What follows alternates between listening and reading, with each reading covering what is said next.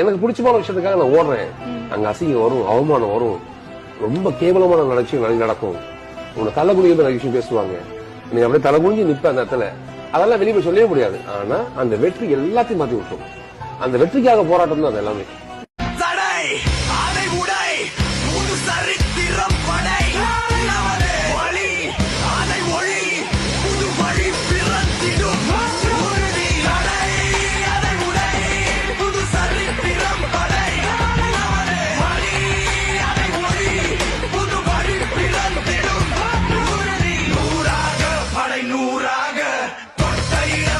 தூளாக நேராக வழி நேராக